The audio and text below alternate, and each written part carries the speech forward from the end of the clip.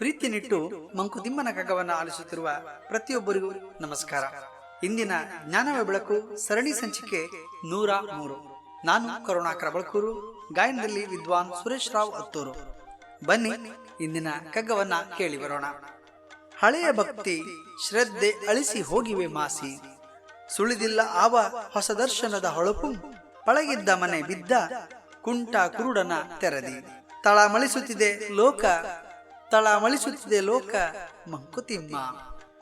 ಹಳೆಯ ಭಕ್ತಿ ಶ್ರದ್ಧೆಯಳಿಸಿ ಹೋಗಿದೆ ಮಾಸಿ, ಸುಳಿದಿಲ್ಲವಾವ ಹೊಸ ದರ್ಶನದ ಹೊಳಪು, ಪಳಗಿದ್ದ ಮನೆ ಬಿದ್ದ ಕುಂಟ ಕುರುಡನ ತೆರದಿ, ಪಳಗಿದ್ದ ಮನೆ ಬಿದ್ದ ಕುಂಟ ಕುರುಡನ ತೆರದಿ, ತಳಮಳಿಸುತ್ತಿದೆ ಲೋಕ ಮಂಕುತಿಮ್ಮ, ತಳಮಳಿಸುತ್ತಿದೆ ಲೋಕ ಮಂಕುತಿಮ್ಮ. ಬಂಧುಗಳೇ, ಇಂದಿನ ಜಗತ್ತನ್ನ ನಾವು ಅವಲೋಕನ ಮಾಡುವುದಾದರೆ ಬಹಳಷ್ಟು ಬದಲಾವಣೆಗಳು ಆಗಿದ್ದಾವೆ ಅನ್ನೋದನ್ನ ನಾವು ಸೂಕ್ಷ್ಮವಾಗಿ ಇಲ್ಲಿ ಗಮನಿಸಬೇಕಾಗ್ತದೆ. ಕಣ್ಣಿಗೆ ಕಾಣದಿರುವಂತಹ ಒಂದು ವೈರಸ್ನಿಂದ ಜಗತ್ತಿನಲ್ಲಿ ಅಲ್ಲೋಲ ಕಲ್ಲೋಲವೇ ಉಂಟಾಗಿದೆ. ಧಾರ್ಮಿಕ, ಶೈಕ್ಷಣಿಕ, ಆರ್ಥಿಕ, ರಾಜಕೀಯ, ಹೀಗೆ ಸಾಮಾಜಿಕ ವ್ಯವಸ್ಥೆಯೇ ಸಂಪೂರ್ಣ ಅದರ ಚಿತ್ರಣವೇ ಬದಲಾವಣೆ ಆಗಿರುವಂತಹ ಸತ್ಯ ನಮಗೆ ನಿಮಗೆಲ್ಲರಿಗೂ ಈಗ ಒಂದು ಅನುಭವಕ್ಕೆ ಬಂದಿದೆ.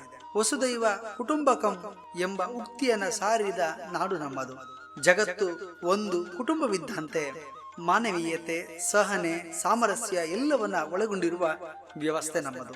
ಕಾಲದಿಂದ ಕಾಲಕ್ಕೆ ಮೌಲ್ಯಗಳು ಬದಲಾವಣೆಗಳಾಗುತ್ತಾ ಹೊಸ ಪಥವನ್ನ ಸೃಷ್ಟಿ ಮಾಡಿಕೊಂಡಿದ್ದನ್ನು ನಾವಿಲ್ಲಿ ಕಾಣಬೇಕಾಗ್ತದೆ. ಮೇಲಿನ ಕಗ್ಗದ ಮೂಲಕ ಮಾನ್ಯ DVG ಅವರು ಕಾಲದಲ್ಲಿ ಆಗಿರುವಂತಹ ಬದಲಾವಣೆ ಅಂದ್ರೆ ಮನುಷ್ಯನ ಬದುಕಿನ ಜೀವನದಲ್ಲಿ ಆಗ್ತಾ ಇರುವಂತಹ ಬದಲಾವಣೆಯ ಆ ಗಾಳಿಯ ಸೂಕ್ಷ್ಮತೆಯನ್ನ ಅಂದಿನ ಕಾಲದಲ್ಲೇ ತನ್ನ ಕಗ್ಗದಲ್ಲಿ ಕಟ್ಟಿಕೊಟ್ಟಿರುವುದನ್ನ ನಾವಿಲ್ಲಿ ಕಾಣಬೇಕಾಗ್ತದೆ. ಹಿಂದಿನ ಕಾಲದಲ್ಲಿದ್ದಂಥ ಒಂದು ಶ್ರದ್ಧೆ, ಭಕ್ತಿ ಭಾವಗಳು ಇಂದಿನ ವ್ಯವಸ್ಥೆಯಲ್ಲಿ ಕಾಣಲು ಸಾಧ್ಯವಾಗುತ್ತಿಲ್ಲ. ಏನಿರಬಹುದು ಕಾರಣ? ಯಾಕೆ ಹೀಗಾಗ್ತಾ ಇದೆ? ಆದ್ರೆ ಎಲ್ಲೋ ಒಂದ್ ಕಡೆ ಸ್ವಲ್ಪ ಮಟ್ಟಿನ ಬದಲಾವಣೆ ಆಗದೆ ಎಲ್ಲವೂ ಕೂಡ ಹಿಂದಿನದ್ದೇ ಎಂಬ ಭಾವದಲ್ಲಿದೆ. ಆದ್ರೆ ವಾಸ್ತವ ಮತ್ತು ಭ್ರಮೆ ಇವೆರಡರ ನಡುವೆ ಈ ವ್ಯವಸ್ಥೆ ಇದೆ. ಕಾಲ ಬದಲಾಗುತ್ತಿದ್ದರೂ ಕೂಡ ನಮ್ಮ ಅಜ್ಜನ ಕಾಲದ, ಅಜ್ಜಿಯ ಕಾಲದ ನಂಬಿಕೆಗಳು, ಶ್ರದ್ಧೆಗಳು, ಭಕ್ತಿ ಭಾವಗಳು ಎಲ್ಲೋ ಒಂದ್ ಕಡೆ ಮಾಸಿ ಹೋಗ್ತಾ ಇದೆ, ಕಳೆದುಕೊಳ್ತಾ ಇದ್ದೀವಿ ಎಂಬ ನಿರಾಶೆಯ ಭಾವ ಕೂಡ ನಮ್ಮಲ್ಲಿದೆ. ಆದ್ರೆ ಮುಖ್ಯವಾದ ಪ್ರಶ್ನೆ ಏನೆಂದ್ರೆ ಇಲ್ಲಿ ಹೊಸದಾದ ನಂಬಿಕೆಗಳು ಹುಟ್ಟುತ್ತಿಲ್ಲ ಎಂಬ ಇನ್ನೊಂದು ನಿರಾಶೆ ಭಾವ ಇದೆ. ಯಾಕಂದ್ರೆ ನಾವು ಒಂದು ಗಿಡವನ್ನ ಕಡಿದರೆ ಇನ್ನೊಂದು ಗಿಡವನ್ನು ನೆಡಬೇಕಂತ, ಆಗ ಅದರ ಉತ್ಪತ್ತಿ ಅನ್ನುವಂಥದ್ದು ನಿರಂತರವಾಗಿ ಇರ್ತದೆ. ಆದ್ರೆ ಇಲ್ಲಿ ಆ ಭಾವ ನಾವು ಕಾಣ್ತಾ ಇಲ್ಲ. ಹಳೆಯ ಮತ್ತು ಹೊಸತುಗಳ ಸಂಘರ್ಷದಲ್ಲಿ ಅನಾದಿ ಕಾಲದಿಂದ ಬಂದಿರುವಂತ, ತಿರುಗಾಡಿಕೊಂಡು ಬಂದಿರುವಂತ ಒಂದು ಮನೆಯ ಒಳಗಡೆ ಭಾವನಾತ್ಮಕ ಸಂಬಂಧವನ್ನು ಹೊಂದಿರುವ ಒಬ್ಬ ಕುಂಟ ಇರಬಹುದು ಅಥವಾ ಒಬ್ಬ ಕುರುಡ ಇರಬಹುದು. ಆ ಮನೆಗೆ ಅವರು ಒಗ್ಗಿಕೊಂಡು ಹೋಗಿರ್ತಾರೆ. ಆದ್ರೆ ಏಕಾಏಕಿಯಾಗಿ ಆ ಮನೆ ಬಿದ್ದು ಹೋದ್ರೆ ಅವರಿಗೆ ಬದುಕೆ ದಿಕ್ಕು ತೋಚದಂತಾಗ್ತದೆ, ಬಹಳ ಕಷ್ಟ ಆಗ್ತದೆ ಬದುಕಲಿಕ್ಕೆ. ಹಾಗೆ ಇವತ್ತು ನಮ್ಮ ವ್ಯವಸ್ಥೆಯಲ್ಲಿ ನಮ್ಮ ಬದುಕಿಗೂ ಒಂದು ಸಮಸ್ಯೆ ಉದ್ಭವ ಆಗಿದೆ. ನಮಗೆ ಪೂರ್ವಜರು ಹಾಕಿ ಕೊಟ್ಟಿರುವಂತಹ ನಂಬಿಕೆಗಳೇನಿದ್ದಾವೆ ಎಲ್ಲೋ ಒಂದ್ ಕಡೆ ಅವುಗಳು ತಮ್ಮ ಬಲವನ್ನು ಕಳೆದುಕೊಳ್ತಾ ಇದ್ದಾವೆ. ಕಾರಣ ಅದು ವಿಜ್ಞಾನದ ಪ್ರಭಾವವೋ ಅಥವಾ ಮನುಷ್ಯನ ಅತಿಯಾದಂಥ ಆಲೋಚನೆಯ ಕ್ರಿಯೆಯ ಒಂದು ಉತ್ತರವೋ ಗೊತ್ತಿಲ್ಲ. ಆದ್ರೆ ಇಲ್ಲಿ ನಂಬಿಕೆಗಳು ಬಲವನ್ನ ಕಳೆದುಕೊಳ್ಳುತ್ತಿರುವುದಂತೂ ಸತ್ಯ. ಹೀಗಾಗಿ ಅದಕ್ಕೆ ಪರ್ಯಾಯವಾಗಿ ಹೊಸ ನಂಬಿಕೆಗಳು ಹುಟ್ಟಿಕೊಳ್ಳುತ್ತಿಲ್ಲ ಎನ್ನುವಂತ ಒಂದು ನಿರಾಶೆ ಇದೆ. ಹೊಸ ನಂಬಿಕೆಗಳು ಇಲ್ಲದೆ ಇರುವ ಕಾರಣ ಈ ಜಗತ್ತಿಗೆ ಇರುವ ಒಂದು ಹೊಸ ಸಮಸ್ಯೆಗಳು, ಹೊಸ ಸವಾಲುಗಳು ಎದುರಾಗಿ ಈ ಜಗತ್ತು ಇವತ್ತು ಚಿಂತೆಯ ಕಡಲಲ್ಲಿ ಮುಳುಗಿದೆ. ಭವಿಷ್ಯದ ಜೀವನದ ಬದುಕನ್ನ ಕಟ್ಟಿಕೊಳ್ಳುವಲ್ಲಿ ನಾವೆಲ್ಲರೂ ಕೂಡ ಇವತ್ತು ಭಯಭೀತರಾಗಿದ್ದೇವೆ.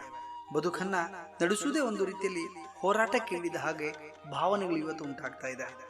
ಈ ಒಂದು ಸನ್ನಿವೇಶವನ್ನ, ಈ ಒಂದು ವಾಸ್ತವ ಚಿತ್ರಣವನ್ನ ಮಾನ್ಯ DVG ಅವರು ಬಹಳಷ್ಟು ವರ್ಷಗಳ ಹಿಂದೆಯೇ ತನ್ನ ಕಗ್ಗದಲ್ಲಿ ಅವರು ಬರೆದಿರುವುದನ್ನು ನಾವು ಕಾಣಬಹುದು. ಅಂದ್ರೆ ಒಂದು ಈ ರೀತಿಯ ವ್ಯವಸ್ಥೆ ಮುಂದಿನ ದಿನಗಳಲ್ಲಿ ಬರಬಹುದು, ಬರ್ತದೆ ಏನೋ ಒಂದು ಅನುಭವದ ನೆಲೆಯಲ್ಲಿ ಈ ಕಗ್ಗದಲ್ಲಿ ಅವರು ಹೇಳಿರುವುದನ್ನು ನಾವು ಕಾಣಬೇಕಾಗ್ತದೆ. ನಮ್ಮ ಇಂದಿನ ಜಗತ್ತಿನ ವಸ್ತು ಸ್ಥಿತಿಯೂ ಬದಲಾವಣೆ ಆಗುತ್ತಿರುವುದು ಒಂದು ರೀತಿಯಲ್ಲಿ ಕಾಕತಾಳೀಯ ಅಂತಾನೆ ನಾವು ಕರಿಬೇಕಾಗ್ತದೆ. ಎಲ್ಲಿಯೂ ಎಂದಿಗೂ ಕೂಡ ನಾವು ಹೆದರದೆ ಭಯಭೀತರಾಗದೆ ಬರುವ ಸಮಸ್ಯೆಗಳಿಗೆ ಸವಾಲನ್ನು ಒಡ್ಡುತ್ತಾ ಬದುಕನ್ನು ಗೆಲ್ಲುವಲ್ಲಿ ನಿತ್ಯ ನಿರಂತರವಾಗಿ ನಾವು ಆತ್ಮವಿಶ್ವಾಸದಿಂದ ಆತ್ಮಸ್ಥೈರ್ಯದಿಂದ ಮುನ್ನಡೆಯೋಣ. ಏನಂತೀರಿ? ನಾಳೆ ಇನ್ನೊಂದು ಕಗ್ಗದೊಂದಿಗೆ ಬರುತ್ತೇನೆ. ಅಲ್ಲಿವರೆಗೆ ನಮಸ್ಕಾರ. ಮನೆಯಲ್ಲೇ ಇರಿ, ಆರೋಗ್ಯಕರವಾಗಿರಿ, ಆರೋಗ್ಯ ಸೂತ್ರವನ್ನ ತಪ್ಪದೆ ಪಾಲಿಸಿ.